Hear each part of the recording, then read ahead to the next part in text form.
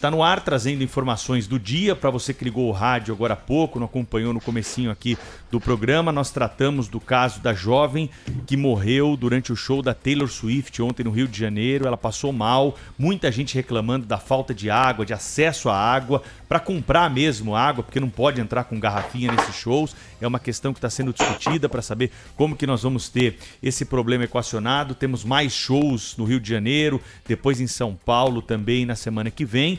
E essa onda de calor, claro, precisa, né, de medidas excepcionais para hidratar essas pessoas ao longo do dia. A Rádio Bandeirantes vai trazer mais informações a respeito desse assunto. Agora é hora de aprofundarmos o debate a respeito das questões do saneamento básico. Nos sábados nós trazemos aqui entrevistados renomados para conversar conosco sobre os problemas que estão aí colocados para o brasileiro e apontar soluções num debate bem propositivo, apontando o dedo, né, para a ferida e buscando aqui, com o poder do microfone da Rádio Bandeirantes, tentar mudar as coisas.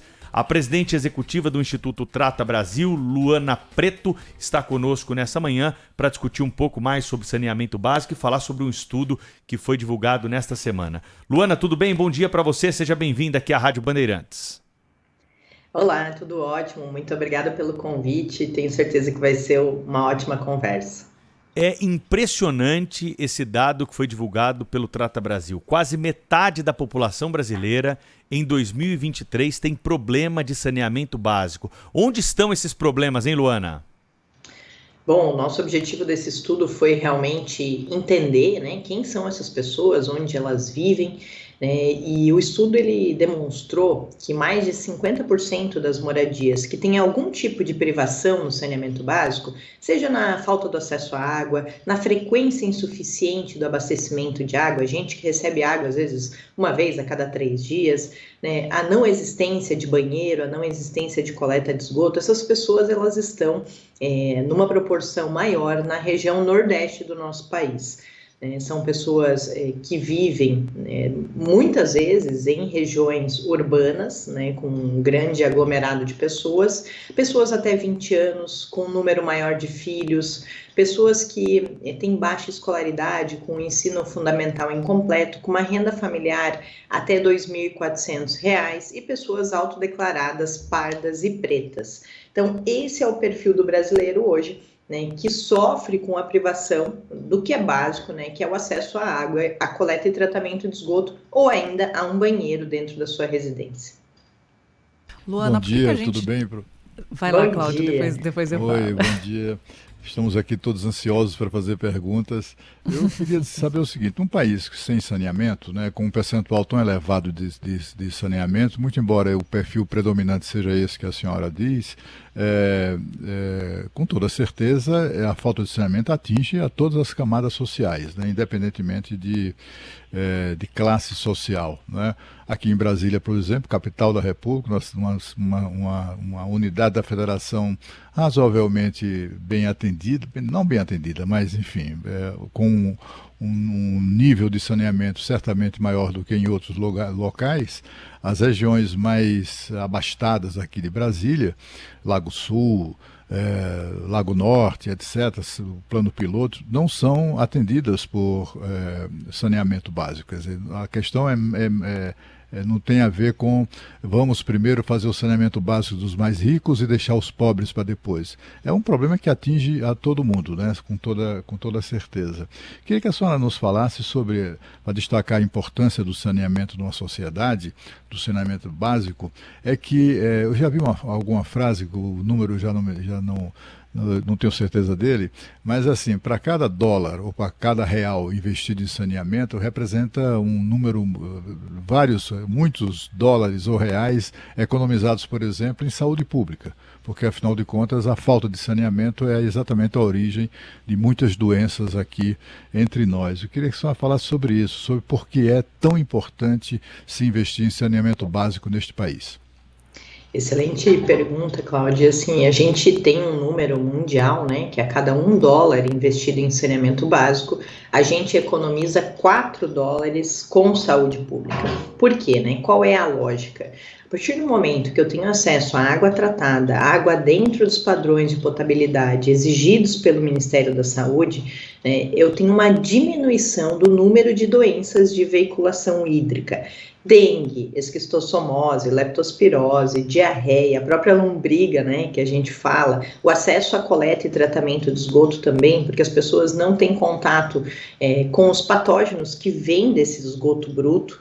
Nós temos também o reflexo na vida das mulheres, que são as mais afetadas pela falta de saneamento básico.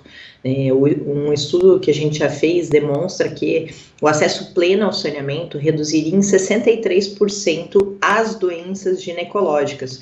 Por quê? Porque muitas vezes as meninas, elas não têm água no seu período menstrual para fazer a sua higiene íntima. Essas meninas não vão para a escola, elas muitas vezes acabam tendo um prejuízo na sua escolaridade média e na sua possibilidade de ascensão social futura, né? Então, quando a gente fala da falta disso que é básico, que é a água limpa, né, e o destino adequado desse esgoto para que haja o tratamento e então a água limpa volte para os nossos rios e lagos, né, a gente está falando primeiro de saúde, mas depois, quando a gente olha para a saúde, automaticamente a gente pensa em educação e produtividade dos adultos. Educação porque as crianças que são as mais afetadas, né, das 128 mil internações, 70 mil internações do nosso país que a gente teve no último ano foram em jovens até 19 anos.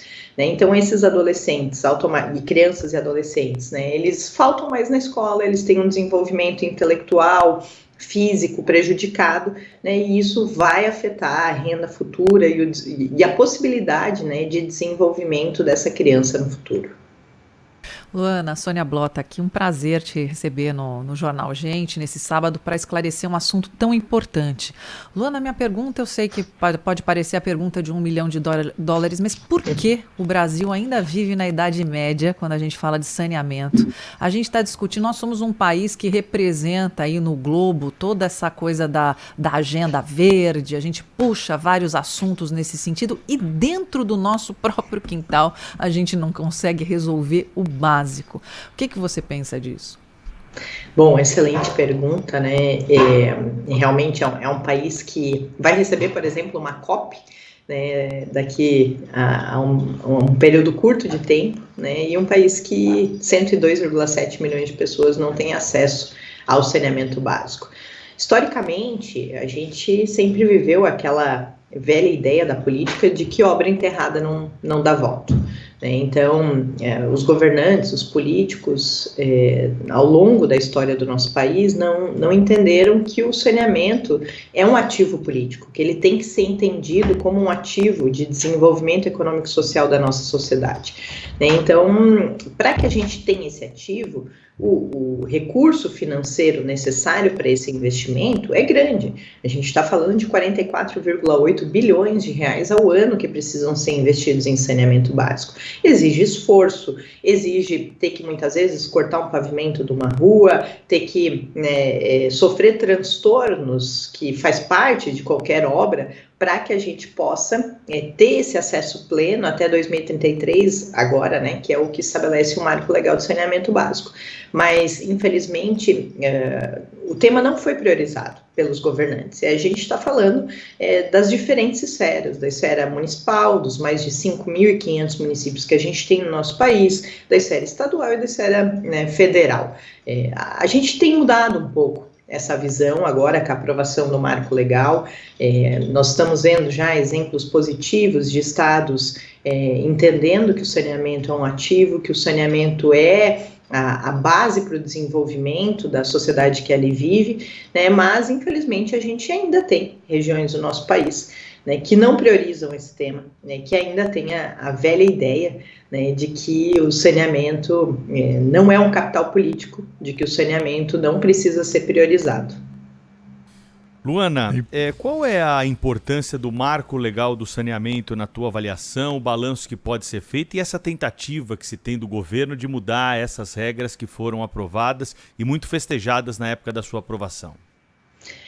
Bom, o Marco Legal do Saneamento, ele colocou metas claras e objetivas para a gente universalizar o saneamento no país, né? Então, até 2033, 99% da população precisa ter acesso à água e 90% da população acesso à coleta e tratamento de esgoto. Isso trouxe um senso de urgência nos municípios, né, e estados também. Então, um município que tinha uma previsão de universalizar o saneamento em 2047, por exemplo, precisou buscar novas formas de financiamento, nacionais e internacionais, para capitalizar um recurso maior e poder dar mais celeridade na execução das obras e antecipar essa universalização. Isso trouxe um movimento muito grande no setor de saneamento, né, na priorização em relação a esse tema. Quando a capacidade econômico-financeira de um estado ou de um município é baixa, os municípios e estados têm buscado fazer concessões parciais, plenas, parcerias público-privadas, né, e aí a gente já vê muito dinheiro captado para ser investido em saneamento básico, né? Foram mais de 60 bilhões de reais captados para investimento nos próximos 35 anos, e o BNDES tem estruturado, né, em diversos estados modelagens para entender qual é a melhor forma de atuação do saneamento naquela região, né, e tem 60 bilhões de reais em estruturação hoje no banco. No começo do governo federal desse ano, houve uma tentativa de mudança, né, de algumas regras estabelecidas no como implementar e quais são os prazos prazos intermediários, né, para a implementação do saneamento. Então, assim, por exemplo, a gente tinha a necessidade de comprovação da capacidade econômico-financeira por parte das companhias estaduais de saneamento básico, a gente tinha um prazo para regionalização dos serviços, porque o saneamento, muitas vezes, ele precisa ser resolvido do ponto de vista de região e não apenas de município. Houveram algumas alterações em termos de prazos, de critérios de comprovação da capacidade econômico-financeira, e principalmente a primeira tentativa, ela tinha um ponto que era crucial, que era um ponto que permitia que houvesse a prorrogação dos contratos de programas, que são contratos que hoje, né, são prestados pelas companhias estaduais nos municípios sem licitação. E uma ideia central do marco legal a partir do momento que esse contrato de programa finda, que o seu prazo termina, é necessário fazer uma nova licitação. E então, tanto empresas públicas quanto privadas podem operar naquela região. A tentativa inicial foi de que, a partir do momento que o contrato de programa findava, se pudesse fazer uma renovação, né, por parte das companhias estaduais. Isso caiu, né, no novo decreto que o governo federal fez, porque o legislativo fez um decreto legislativo que sustava esse item especificamente. Então, agora a gente tem os decretos já editados, sem essa questão que impactava muito no marco legal. Nós tivemos a prorrogação de alguns prazos que, de certa forma, podem afetar lá o 2033, mas a questão quem quer resolver o saneamento básico, né, o estado ou o município que entende que esse tema é prioridade, ele tem hoje todas as ferramentas, né, para poder fazer os estudos e para poder decidir qual é o melhor modelo a ser adotado e que a população que ali reside possa enxergar um horizonte de universalização até 2033. O Marco trouxe isso, né? Luana, as perguntas da Sônia e do Pedro foram importantíssimas assim para o que eu estava pretendendo provocar aqui com você nessa conversa nossa aqui, franca, sobre a questão do saneamento. Porque assim, o Brasil tem florestas preservadas, tem uma legislação ambiental absolutamente avançada, se podemos chamar assim, para o mundo inteiro. Nós temos o Código Florestal. Não há nenhum país, nem na Europa, nem na América do Norte, Estados Unidos, Canadá, todos esses aí que vivem ditando regras sobre a Amazônia, nenhum desses tem uma legislação ambiental como a brasileira. Portanto, assim, e temos uma floresta preservada em cerca de 70%. É só ir lá na Amazônia para constatar isso, né? Mas o governo atual e os políticos de uma maneira geral, não só o governo atual, mas os políticos de uma maneira geral, usam muito a questão da Amazônia, sobretudo quando querem falar mal do Brasil lá fora, né? Então passam a vida inteira, quando estão fora do governo, falando mal do Brasil em relação à Amazônia, mentem muito e ajudam muito também nessa a estabelecer esse tema como prioridade de ação quando assumem o governo. É o que aconteceu agora, né? Quer dizer, a maior causa ambiental do Brasil, a mais urgente, a mais necessária, é exatamente a questão do saneamento básico. E, no entanto, a causa ambiental do Brasil vira a Amazônia, e quando a gente sabe que não fazem muita coisa para reverter o que eles dizem existir lá na floresta, não é? Queria que falasse sobre isso, sobre esse viés oportunista, assim, de governantes no Brasil, que não estão muito interessados em... Primeiro porque, como você lembrou bem, né, aquela obra enterrada ninguém vê, né? E depois porque as discussões são muito pobres, né? O que inspirou os decretos que tentaram matar o marco do saneamento básico, um marco que foi discutido durante 10 anos no Congresso Nacional e foi relatado pelo ex-senador Tasso Gereissati, embora aprovado no governo anterior, não tem nada a ver com o governo anterior, tem muito pouco a ver com o governo anterior, tem a ver com uma construção de 10 anos. Mas aí a ignorância reinante na nova gestão achou que aquilo ali tinha que ser colocado na lista das coisas a serem desmanteladas porque feitas no governo anterior. Enfim, o fato é que tudo isso é em prejuízo da sociedade, né? Os governos se sucedem, eles vão destruindo o que os outros conseguiram avançar um pouco, aí esses que avançaram um pouco já esquecem do tema, se retomam o poder lá na frente, e com isso a situação dos brasileiros continua muito ruim do ponto de vista do saneamento básico, né? Se pudesse refletir sobre isso também, eu não sei se estamos equivocados quanto a essas constatações, mas é muito triste que a maior causa ambiental do Brasil, que é o saneamento, esteja relegado a plano secundário aqui no nosso país.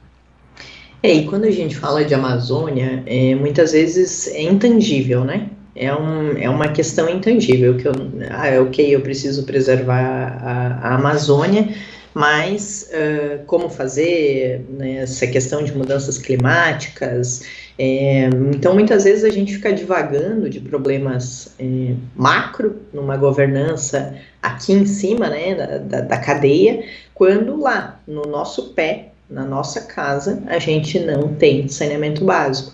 Então, muitas vezes eu estou falando de neutralização de carbono, que é muito bonito, que precisa pensar nisso, mas eu não tenho saneamento básico e o Brasil está lançando 5.500 piscinas olímpicas de esgoto sem tratamento por dia nos nossos rios e mares. O Brasil ainda tem 1.500 pessoas morrendo por ano por conta da falta de saneamento.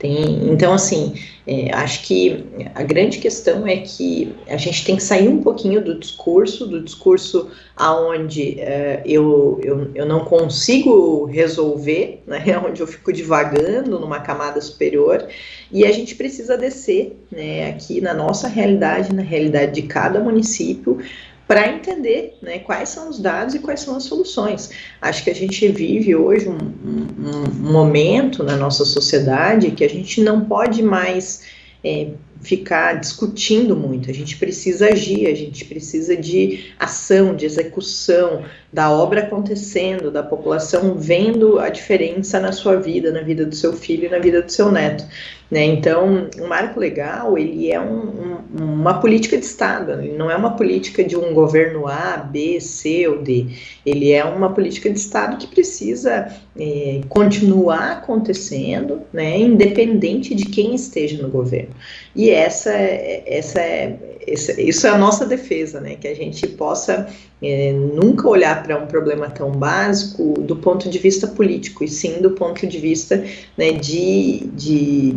eu digo não do ponto de vista de partido, mas sim de uma política de Estado que seja implementada de uma maneira contínua. A gente vê já algumas mudanças de realidades, algumas sinergias positivas, mas nos preocupa muito, assim, por exemplo, o Pará, que é um estado que vai receber a COP, que vai receber lá 60 mil pessoas para discutir as mudanças climáticas, para discutir a Amazônia, com apenas 7% de coleta e tratamento de esgoto. Lançando toda essa carga orgânica ali numa região amazônica, que a gente pensa, muitas vezes o discurso mas é que a coleta e tratamento de esgoto, esse esgoto bruto está sendo lançado num rio enorme, numa bacia hidrográfica enorme, então existe capacidade de autodepuração. Não, a gente vê que com as mudanças climáticas, os rios estão ficando cada vez com uma vazão menor, cada vez o regime de chuvas muda, e a população está crescendo, e essa população gera esgoto, e esse esgoto está indo cada vez mais concentrado para os nossos rios. Aí chega na época do verão, a gente vai para as praias, todo mundo fica doente, acha que é virose que veio do ar, e na verdade é porque aqueles mares recebem água desses rios contaminados e está todo mundo em contato com esses patógenos vindo da falta da coleta e tratamento de esgoto. E isso prejudica o turismo, isso prejudica a imagem do nosso país. Então, eu diria que a gente precisa sair um pouco do plano de ideias e a gente precisa ir mais para ação, mais para execução. E urgente, né, Luana? Luana, o que você pensa da privatização? Muitos defendem a privatização como solução. O que você acha pessoalmente? Eu entendo que não existe uma solução única, sabe? Acho que a empresa ela tem que ser eficiente, independentemente de ela ser pública ou de ela ser privada. A gente tem casos de muitas empresas públicas no nosso país que não são eficientes, a gente tem casos de empresas privadas que são eficientes, que não são eficientes. Então, eu acho que a grande questão que a gente precisa fortalecer no nosso país Luana, desculpe interromper, mas eu fiquei curioso agora. Me cita aí empresas públicas que sejam eficientes. A gente precisa citar, porque a regra é que empresa pública, por ser pública, é ineficiente. Nós temos empresas públicas de saneamento que são eficientes? Sim, eu diria que Sabesp e Sanepar são dois bons exemplos de empresas públicas eficientes. Obviamente que uma empresa pública, eu já fui presidente de uma companhia pública de saneamento, tem todos os entraves que vêm dos processos licitatórios, dos processos judiciais. É muito mais difícil uma empresa pública implementar uma ação, muitas vezes, por conta de todos os processos burocráticos que vêm com o fato de ser público. O privado já tem muito mais facilidade de execução, porque não precisa fazer uma licitação, não precisa seguir todos os trâmites burocráticos, e isso facilita e dá agilidade na implementação, Mas eu diria aí que Sabesp e Sanepar são duas boas empresas, quando a gente olha para o saneamento do nosso país. E aí eu digo que se a gente quer realmente ter um saneamento eficiente, a gente precisa fortalecer a regulação dos serviços de saneamento no nosso país. Hoje nós temos mais de 90 agências reguladoras infranacionais, a ANA como uma agência nacional que edita as normas de referências, normas a serem seguidas pelas mais de 90 agências infranacionais, mas muitas vezes a agência infranacional é uma agência municipal, na qual o presidente da agência não tem a capacidade técnica para estar lá, não cobra da maneira como deveria. Então a gente precisa muito fortalecer os órgãos de governança, e pensar que se a gente olhar para o passado, ver a linha de tendência, de crescimento do percentual de acesso, do volume de investimentos que a gente teve no passado e projetar esse futuro, a gente não vai conseguir o mesmo resultado fazendo aquilo que não deu certo no passado. Tem muitos casos em que, se a gente projetar o futuro, a gente vai chegar em 2100 para universalizar. Então, como fazer essa inflexão dessa curva, mudando o modelo de gestão para ganhar celeridade? Acho que esse é o desafio que cada um dos governantes precisa pensar. E por exemplo, o Sanepar, apesar de ser uma empresa pública, buscou fazer PPPs, tem estruturado novas PPPs para dar celeridade no avanço da coleta e tratamento de esgoto. Então, está buscando novas formas também com parcerias privadas. Então, acho que essa é a grande questão, Muito bem, a Luana Preto, presidente executiva do Instituto Trata Brasil, Pedro, está conosco aqui, Cláudio, para mais uma pergunta sua. Não, eu só, assim, antes de encerrar, eu quero dizer o seguinte, que a causa a que se dedica a doutora Luana Preto é uma causa apaixonante para muitos brasileiros. Ela é presidente executiva do Instituto Trata Brasil. Eu gostaria de saber, queria que explicasse como surgiu rapidamente, né, qual a origem do Instituto e como as pessoas interessadas em ajudar, em participar dessas discussões, de se informar mais, como as pessoas podem entrar em contato com o Instituto Trata Brasil.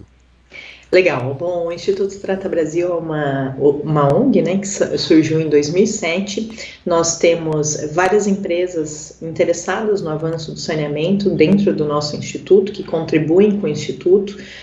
Nós temos hoje 27 empresas que fazem parte do Instituto Trata Brasil, público-privadas, né, que estão realmente interessadas da área de saneamento, fora da área de saneamento, né, interessadas pelo avanço do saneamento no país. O nosso site tem diversos estudos, tratabrasil.org.br, estudos que correlacionam saneamento com saúde, saneamento e a vida da mulher, saneamento e a escolaridade das crianças. Nós temos um site, Painel Saneamento Brasil, que nesse site você digita o nome da sua cidade, consegue ver vários dados de saneamento, baixar em Excel, correlacionar dados. Nós temos as nossas redes sociais, @tratabrasil. Então, quem tiver interesse, entre em contato com a gente, seja para alguma palestra, para alguma discussão, para algum debate, ou ainda algum projeto social que entenda ser relevante na sua região. Nosso objetivo realmente é que as diversas Donas Marias e Seu Josés do nosso país possam ter acesso ao saneamento, né, principalmente até 2033, que é o prazo estabelecido pelo Marco Legal. Luana Preto, presidente executiva do Instituto Trata Brasil, trouxe para a gente aí detalhes desse estudo que foi revelado nesta semana, que mostra que 48% da população brasileira sofre algum tipo de problema relacionado à falta de saneamento básico, né? Dado gravíssimo, por isso está em discussão aqui no Jornal Gente. Luana, obrigado pela aula, por ter detalhado para a gente todo o estudo, ter conversado um pouco sobre o assunto com os ouvintes do Jornal Gente na manhã desse sabadão. Um grande abraço para você e até a próxima. Eu que agradeço, gente. Ótimo dia para todos. Abraço. Tchau, Luana. Beijão. Tchau, boa sorte. Vamos dar mais uma passada nas